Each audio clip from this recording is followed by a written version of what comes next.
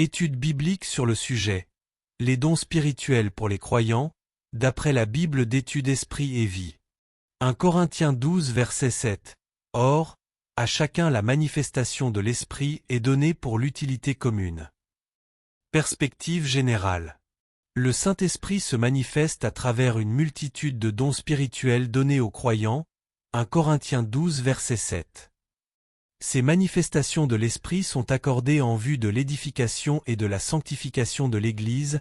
1 Corinthiens 12 verset 7, voir chapitre 14 verset 26, note. Ces dons spirituels sont différents des dons et des ministères mentionnés dans Romains 12 versets 6 à 8 et Éphésiens 4 verset 11, au moyen desquels certains croyants reçoivent la puissance et la capacité d'exercer un ministère plus permanent dans l'Église. La liste qui est dressée dans 1 Corinthiens 12 versets 8 à 10 n'est pas nécessairement exhaustive et les dons peuvent se manifester de diverses façons.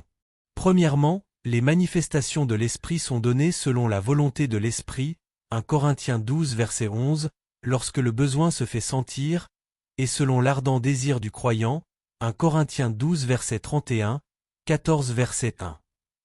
Deuxièmement, une personne peut régulièrement exercer certains dons. Un croyant peut exercer plus d'un don, ce qui lui permet ainsi d'être utile dans des domaines spécifiques et différents. Le croyant doit désirer les dons, et ne pas se limiter à un seul, 1 Corinthiens 12 verset 31, 14 verset 1. Troisièmement, nous ne devons pas penser qu'une personne qui exerce un don spectaculaire est plus spirituelle qu'une autre qui en exerce un plus modeste. C'est un principe entièrement antibiblique. De plus, ce n'est pas parce qu'une personne possède un don que Dieu approuve systématiquement ses actions et son enseignement. Il ne faut pas confondre les dons spirituels avec le fruit de l'Esprit qui, lui, est plus directement lié au caractère chrétien et à la sanctification, Galates 5 versets 22 à 23. Quatrièmement, la manifestation de l'Esprit à travers les dons peut être contrefaite par Satan ou de faux ouvriers déguisés en serviteurs de Christ, Matthieu 7 versets 21 à 23, 24 versets 11 et verset 24, 2 Corinthiens 11 versets 13 à 15, 2 Thessaloniciens 2 versets 8 à 10. Le croyant ne doit pas accepter toutes les manifestations spirituelles. Au contraire, il doit éprouver les esprits, pour savoir s'ils sont de Dieu, car plusieurs faux prophètes sont venus dans le monde, 1 Jean 4 verset 1, voir 1 Thessaloniciens 5 versets 20 à 21. Voir l'article intitulé Comment discerner le véritable baptême dans le Saint-Esprit. Les dons individuels. Dans 1 Corinthiens 12 versets 8 à 10, Paul énumère une variété de dons que le Saint-Esprit accorde aux croyants. Même si le texte ne définit pas leurs caractéristiques, nous pouvons, à l'aide d'autres textes, voir ce qu'ils pourraient être. Premièrement, une parole de sagesse. C'est l'expression d'une parole sage prononcée par l'opération du Saint-Esprit. Elle applique la révélation de la parole de Dieu, ou la sagesse de l'Esprit, à une situation spécifique ou à un problème, Actes 6 verset 10, 15 verset 13 à 22.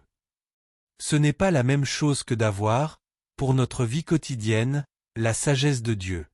Cette dernière s'obtient à travers la prière et à l'aide d'une étude attentive et une méditation des voies de Dieu et de sa parole, Jacques 1 verset 5 à 6.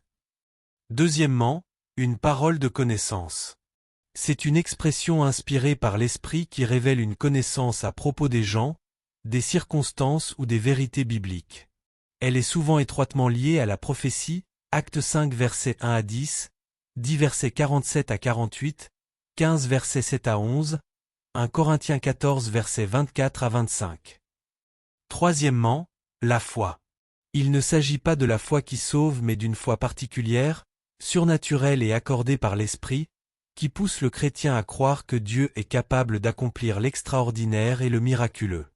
C'est une foi qui déplace des montagnes, 1 Corinthiens 13 verset 2, et qui est souvent associée à d'autres manifestations telles que les guérisons et les miracles, voir Matthieu 17 verset 20, note sur la vraie foi, Marc 11 verset 22 à 24, Luc 17 verset 6. Quatrièmement, les dons de guérison.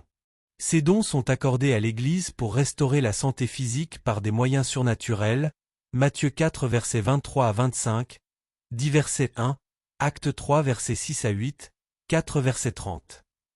Le pluriel, don, indique la guérison de diverses maladies et suggère que tout acte de guérison est un don spécial de Dieu. Même si les dons de guérison ne sont pas accordés à tous les membres du corps de manière distincte, voir 1 Corinthiens 12 versets 11 et verset 30, tous sans exception doivent prier pour les malades. Quand la foi est présente, le malade est guéri, voir l'article sur la guérison divine. La guérison peut aussi se produire en réponse à l'obéissance aux instructions consignées dans Jacques 5 versets 14 à 16, voir Jacques 5 verset 15, note. Cinquièmement, le don d'opérer des miracles. Ces œuvres sont des manifestations de la puissance surnaturelle qui bouleversent le cours normal de la nature. Elles comprennent les actes divins à travers lesquels le royaume de Dieu se manifeste pour lutter contre Satan et les esprits mauvais, voir Jean 6 verset 2, note, voir l'article intitulé Le royaume de Dieu. Sixièmement, la prophétie. Nous devons faire la distinction entre la prophétie en tant que manifestation temporaire de l'Esprit, 1 Corinthiens 12 verset 10, et la prophétie comme ministère-don de l'Église, Éphésiens 4 verset 11. En tant que ministère-don, la prophétie n'est donnée qu'à certains croyants qui assument la fonction de prophète au sein de l'Église, voir l'article sur les ministères-dons de l'Église. En tant que manifestation spirituelle, la prophétie est potentiellement accessible à tous les chrétiens remplis de l'Esprit, Actes 2 versets 17 à 18. En ce qui concerne la prophétie en tant que manifestation spirituelle, la prophétie est un don particulier qui rend le croyant capable d'apporter une parole ou une révélation venant directement de Dieu, et ce, sous l'inspiration du Saint-Esprit, 1 Corinthiens 14 versets 24 à 25 et versets 29 à 31. Ceci n'a rien à voir avec la présentation d'une prédication préparée d'avance. Autant dans l'Ancien Testament que dans le Nouveau Testament, la prophétie n'a pas pour but premier d'annoncer le futur mais de proclamer la volonté de Dieu, d'exhorter et d'encourager le peuple à pratiquer la justice, la fidélité et à faire preuve de persévérance, 1 Corinthiens 14 verset 3, voir l'article intitulé Le prophète dans l'Ancien Testament. Le message peut dévoiler la condition du cœur d'une personne, 1 Corinthiens 14 verset 25, ou bien être une source d'édification, d'encouragement, de réconfort, d'avertissement et de jugement, 1 Corinthiens 14 verset 3, versets 25 à 26 et verset 31. L'Église ne doit pas recevoir de telles prophéties comme un message infaillible étant donné que plusieurs faux prophètes s'infiltreront au sein de l'Église, 1 Jean 4 verset 1. Ainsi, la prophétie doit être éprouvée afin de découvrir son authenticité et sa vérité, 1 Corinthiens 14 verset 29 et verset 32. 1 Thessaloniciens 5 verset 20 à 21. Ceci peut se faire en vérifiant sa conformité à la parole de Dieu, 1 Jean 4 verset 1, si elle encourage à progresser en menant une vie pieuse, 1 Timothée 6 verset 3, et si elle est énoncée par une personne qui vit sincèrement sous l'autorité de Christ, 1 Corinthiens 12 verset 3. La prophétie s'exerce selon la volonté de Dieu et non celle de l'homme. Le Nouveau Testament n'indique jamais que l'Église ait activement recherché une révélation ou une direction provenant d'un de ceux qui se prétendaient prophètes. La prophétie n'était donnée à l'Église que lorsque Dieu était l'initiateur du message, 1 Corinthiens 12 verset 11, 2 Pierre 1 verset 21. Septièmement, le discernement des esprits. Ce don est une particularité de l'esprit qui donne à une personne la capacité de discerner avec précision les prophéties et de les juger, et de distinguer si une manifestation est de l'esprit ou non, voir 1 Corinthiens 14 verset 29, note, 1 Jean 4 verset 1. Vers la fin des temps, lorsque l'apparition des faux docteurs, voir Matthieu 24 verset 5, note, et la déformation du christianisme biblique seront de plus en plus marquées, voir 1 Timothée 4 verset 1, note, ce don sera extrêmement important pour l'Église. Huitièmement, la diversité des langues. Pour ce qui est des langues, en grec glossa, qui veut dire langage, en tant que manifestation surnaturelle de l'esprit, voici ce dont nous devons prendre note. Les langues peuvent provenir d'un langage connu, Actes 2 versets 4 à 6, ou bien inconnu sur cette terre comme, par exemple, le langage des anges, 1 Corinthiens 13 verset 1, voir le chapitre 14, note, voir l'article sur le parler en langue. Un tel langage n'a pas été appris et il est souvent incompréhensible autant pour celui qui le prononce, 1 Corinthiens 14 verset 14, que pour celui qui l'entend, 1 Corinthiens 14 verset 16. B.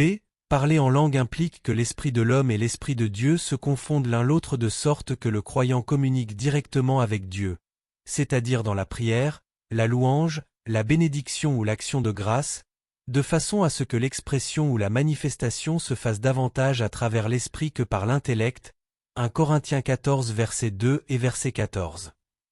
Il est possible de prier ainsi, que ce soit pour soi-même ou pour les autres, tout en étant sous le contrôle direct du Saint-Esprit, sans faire appel aux activités intellectuelles, voir 1 Corinthiens 14 verset 2, verset 4, verset 15 et verset 28, Jude 1 verset 20.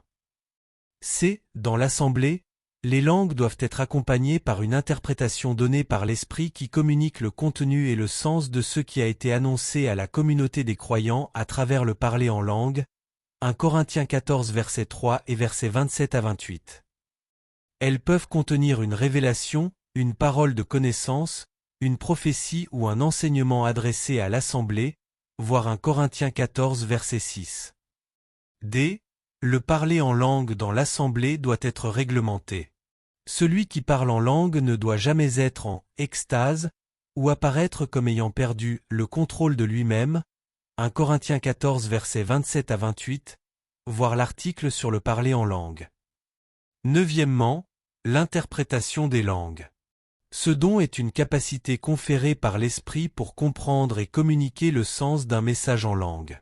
Lorsqu'elles sont interprétées en vue de l'édification de l'assemblée, les langues peuvent servir de direction à la louange, à la prière, ou bien elles peuvent être une prophétie. Le corps des croyants peut alors participer à cette révélation insufflée par l'Esprit. L'interprétation des langues peut servir à l'édification lorsque toute l'assemblée répond à ce qui a été dit, voir 1 Corinthiens 14 verset 6 et verset 13. Le don peut être donné à celui qui a parlé en langue ou à un autre. Ceux qui parlent en langue doivent également prier pour recevoir le don d'interpréter, 1 Corinthiens 14 verset 13.